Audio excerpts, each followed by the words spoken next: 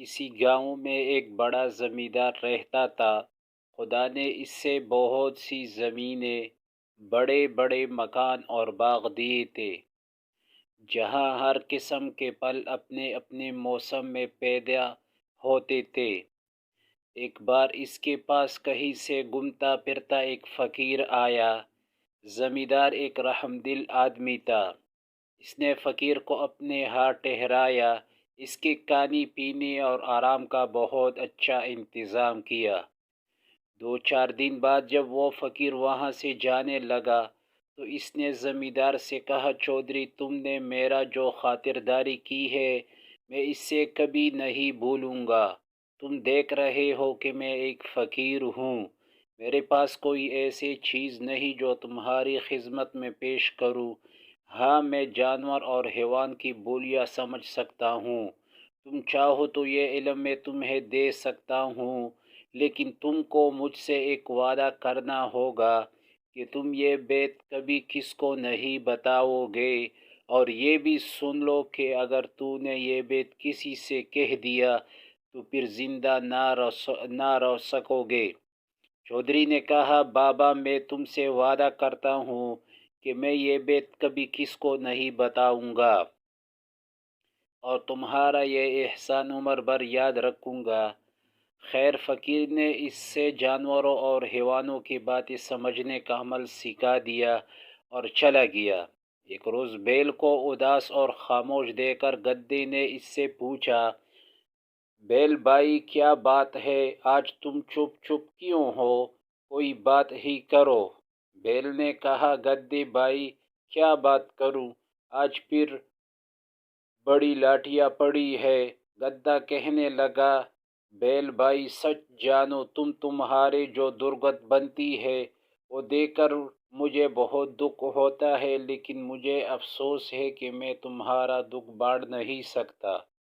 بیل بولا، گدھے بھائی، تم نے سچ کہا، دیکھ تو کوئی کس کا نہیں بانٹ سکتا، لیکن تم کچھ مشورہ تو دو کہ اس مصیبت سے میری جان کیسے چھوٹے گی، اور نہیں تو 2-4 دن ہی آرام کر لوں۔ گدھے نے کہا، ایک ترکیب میری سمجھ میں آئی ہے، اس پر عمل کرو گے تو 5-7 روز کے لیے تم بچ جاؤ گے۔ کہو تو بتاؤں؟ بیل بولا، نیکی اور پوچھ پوچھ۔ بتاؤ کیا ترکیب ہے؟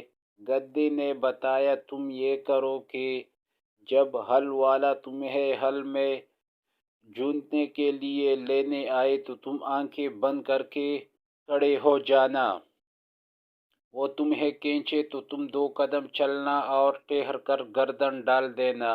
پھر بھی اگر اس سے رحم نہ آئی اور قید پر لے ہی جائے تو کام نہ کرنا اور زمین پر بیٹھ جانا۔ کیسی ہی مارے پیٹے ہرگز نہ اٹھنا، گر پڑنا، پھر وہ تمہیں گھر لے آئے گا، گھر لا کر تمہارے آگے چارہ ڈالے گا تو کھانا تو ایک طرف رہا، تم اس سے سونگھنا تک نہیں۔ گھاس دانہ نہ کھانے سے کمزوری تو ضرور آ جائے گی، مگر کچھ دن آرام بھی مل جائے گا، کیونکہ بیمار جانوروں سے کوئی محنت نہیں لیا کرتا۔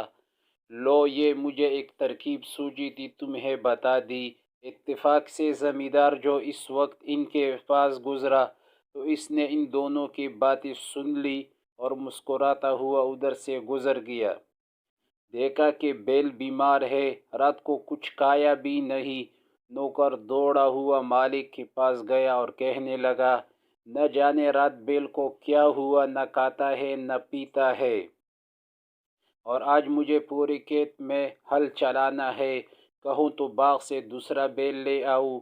زمیندار نے بیل اور گدھے کی باتیں تو سن ہی لی تھی، دل میں بہت ہنسا کہ گدھے نے خوب سبق پڑھایا ہے۔